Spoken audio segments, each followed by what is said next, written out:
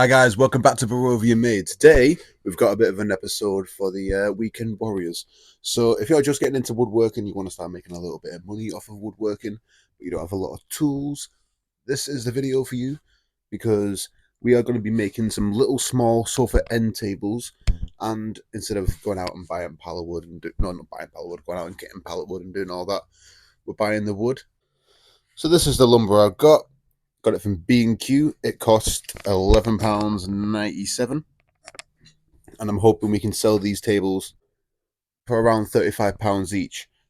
They only take a few hours, maybe 2 or 3 hours to actually build. It's a very, very simple build.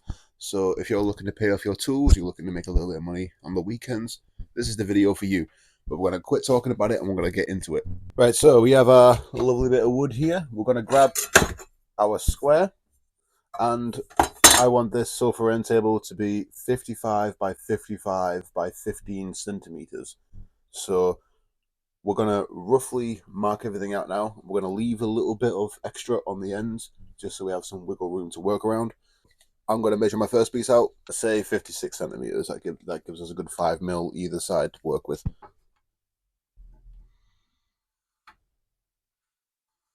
One thing you want to do when marking this out is leave enough room for the blade. You want the blade width in there.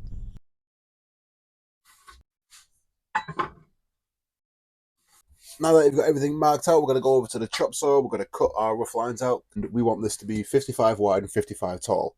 Now the legs are going to swoop out a little bit, so we really do need some extra length so we can cut the angles so that it will actually sit at 55. We'll work all that out later though. For now, I'm just going to cut all of this out, get all the pieces ready.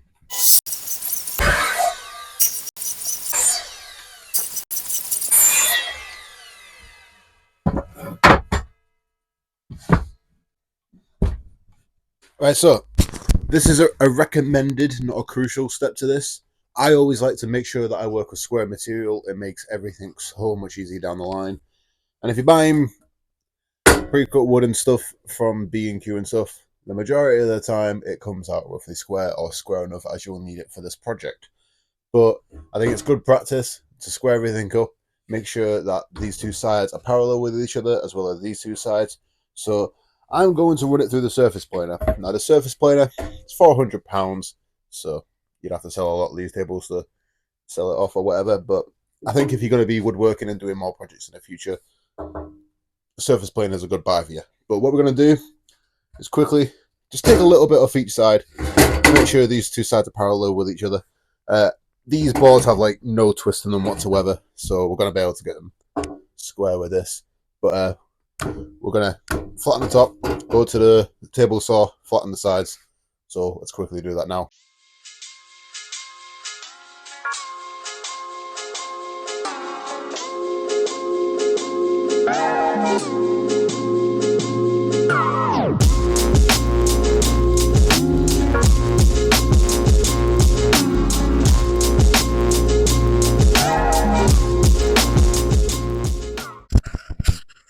So we're back at the table now with everything nicely squared up. Everything's ready to go. We're ready to start cutting the angles. I'm using this as an angle finder. It's actually just a pair of calipers, you know, to fucking check parts and how big they are. But what you want to do is get the sort of sweep that you like. Make sure that when you measure down how far you want it, that it's not overhanging the edge and everything. So after you got all that, you've got it in place of what you want to find. Grab this, measure your angle. Oh, that's the angle there that we need on the table saw. So let's go ahead to the table saw. Let's set the blade height.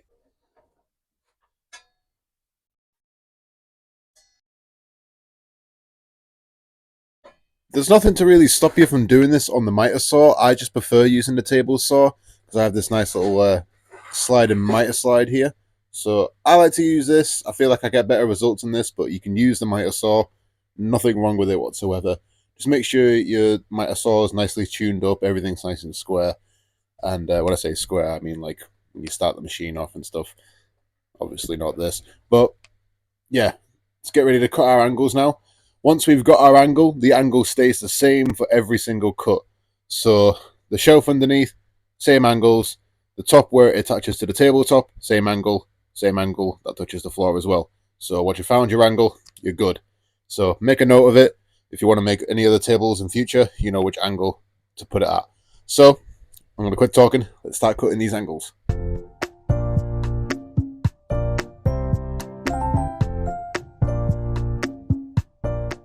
So once you've got your two angles here and you've cut them out, what you want to do is just roughly put it together how it's gonna go. And then we're going to take our square, put it on the side here. It's hard to hold the mic while doing this. Go to the very end of your table here. Go down to 50, well 55, whatever you want the height of your table to be. Make sure that is square coming down from there so you get an accurate reading. Yep. Mark 50 or 55, I should say. 55. Do a little dash. Accuracy at its finest. Then you want to take straight edge. I'm going to grab one of these offcuts. Line up the two marks. Those are going to be our next two cuts. So let's quickly cut them out. Right, so now that we have the legs cut out and cut to size, what we have to do now is I like to get a straight edge here, put it on the end, line it up, push that to that, make sure everything stays nice, straight and square. Put that on that. Do that same thing to the other side, because right now what we are going to do is work out how wide and long we want the shelf and where we want the shelf to actually sit. Now we want to get our other piece. When the side where we want the shelf to sit, I think it'll be good right about here. And we want to just mark off where we're going. You do the same here, but obviously I've already done the cut there. So we're going to go quickly cut that piece out. Back 1 minute. Right, now we have our shelf. We can put it there. Now we have the bottom half all cut out, all done. This is what the sofa end table is going to end up looking like. It's just to sit on the end of your sofa so you can put your drink, your remote, all that stuff on it. So now what we're going to do is all this is all cut the final size. So now we need to cut this down to what we actually want it to be. We're going to come back to our table saw, or miter saw if you're using a miter saw. Let's fully extend the blade, undo the lock so the blade can swing around freely. We want to grab our square and make sure the blade is square. So let's quickly square the blade up.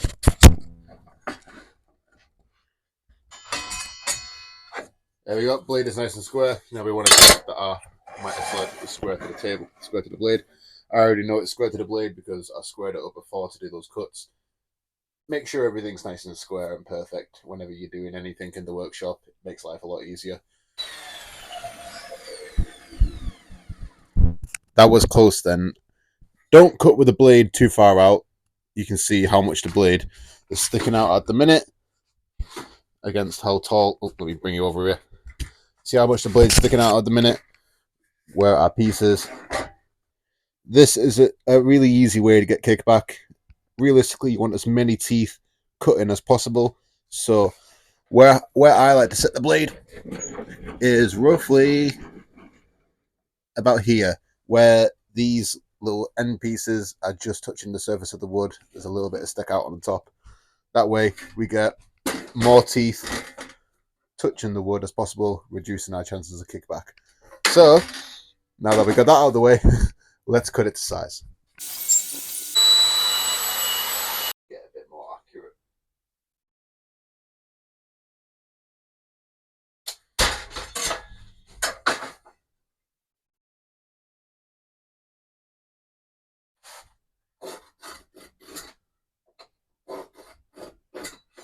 There we go. Hard to see on camera, but there's a line there. We're going to use that line to cut. Now we need to pre-drill all the pocket hole screws where they're going to be sitting. So I like to put 4 on the bottom here and here, 2 on the top here and here. So you can't see it from the sides and you can only see the pocket hole screws when you're looking upwards, which no one's going to be looking upwards. So we're going to go ahead, mark everything out now.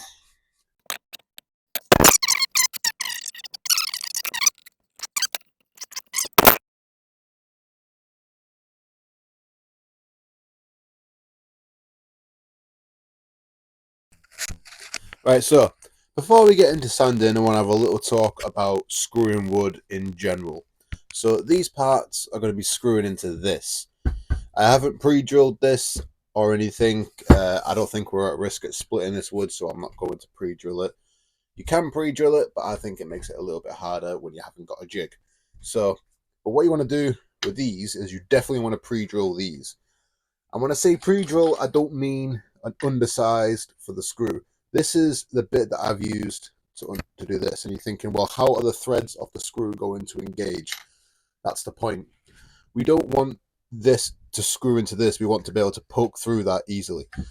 So when we're screwing into another board, we are pulling this board into the other one and we're not screwing them together because we want the tightest fit possible.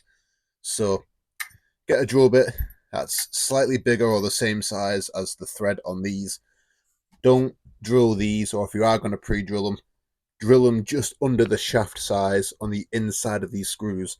That way you're going to be able to get the tightest fit up and the best fit up, really. It's not going to be that much of a headache. So real quick, just wanted to talk about that. That's a really good way of screwing things in. Right, now it's time for everyone's favourite part, doing a little bit of sanding.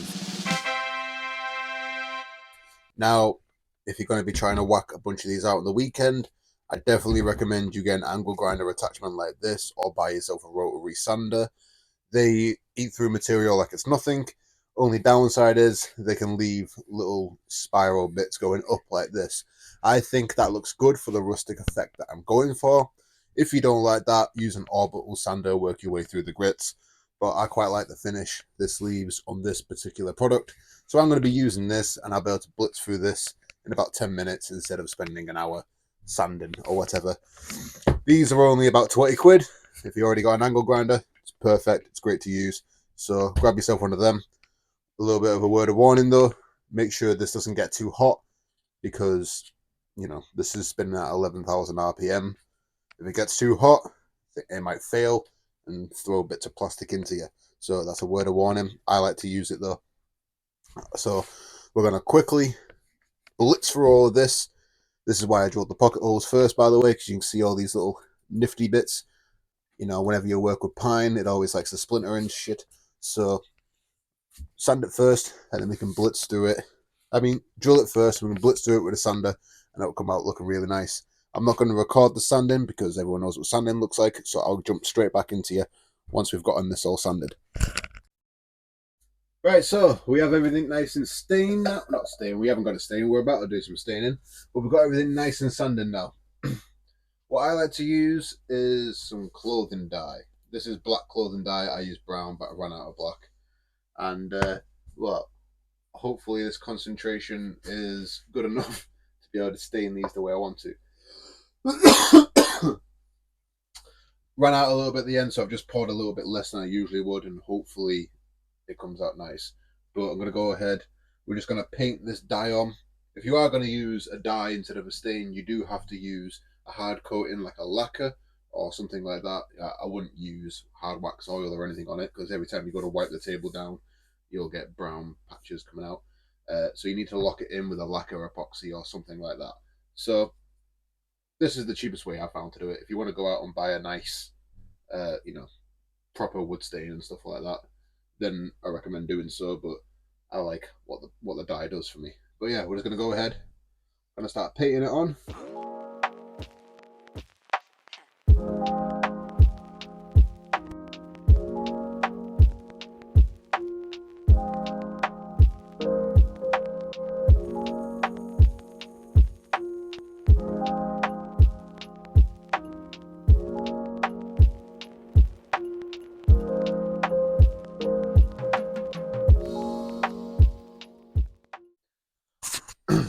Right, so everything's dyed.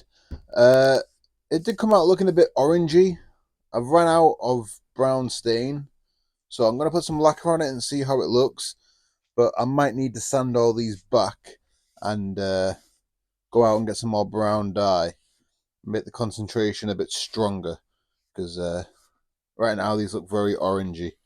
But anyway, now what we need to do is give it a thin coat of a lacquer. If you don't have an air compressor, I really recommend picking up one of these. They're about like 40 odd pounds or something like that. But it will save you a lot more than redoing the lacquer with a brush, because I don't know about everyone else, but I haven't managed to get, a good finish using a brush. I've only ever been able to do it with a spray. So one of these will do you nicely. And yeah, but anyway, let's get the spraying. Hopefully these come out all right.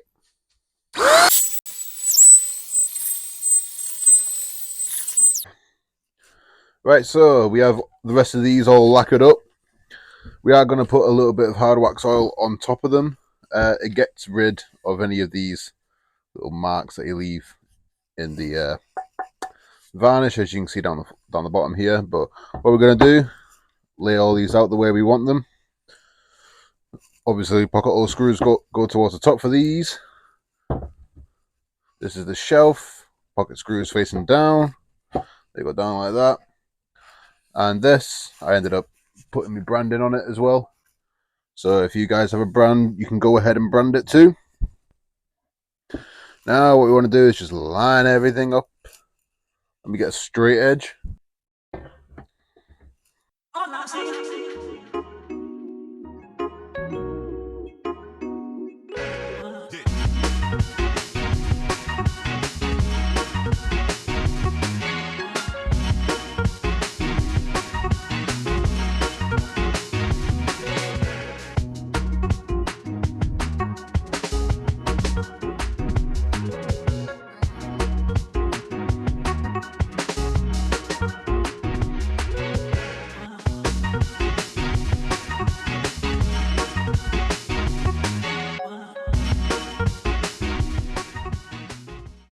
Alright guys, sorry my mic died, but this is the end product. What I was trying to say is that we're using some hard wax oil to quickly go over everything, make it nice and shiny.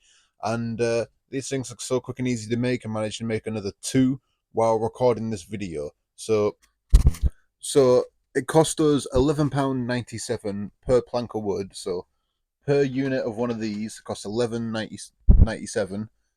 And I'm selling, well, I've already sold 2 of them. I'm just waiting to go drop them off. But we're selling them for £35 each. So right there, £105. Profit, what's that? I'm not good at maths at the top of my head. I'll put it up on screen, the profit and loss. And yeah, so £105 took me 2 hours to make them 2 there, because I made that one first, didn't I? That one took a lot longer to make because I was recording it. So yeah, that 3 hours or whatever, it's not including drying time and all that stuff. It's just, the cutting, the sanding, the staining, the all that stuff. So all the time spent in between. Like it took me 2 days to make these, but I was waiting for things to dry. So yeah, if you're a beginner with very minimal tools, I highly recommend you make these, sell them in your local area, so you can build up your money and buy some more tools. And if you're going to buy anything, I recommend you buy a decent table saw. I'd take a table saw over a miter saw any day. Obviously, the miter saw is better for when you have longer planks and stuff like that. Like I used the miter saw to cut the sizes for these, and then I did all the angles and everything else and squared everything up on the table saw. But yeah, I recommend making these sorts of products when you're first starting off as a woodworker. I wouldn't aim for the the beautiful bespoke furniture crowd, because we can't afford the expensive materials. We're only working on the weekends, so those projects take us months to make. But yeah, this is a good thing for when you're just starting out. You're just trying to get a little bit of extra money over the weekends until you can do it full time. So that's the end of this video. I'm rambling on. Hope you enjoyed it. And I'm going to be trying to think of some more projects like these that sell very quickly. So stick around if you want to see more. See you in the next video.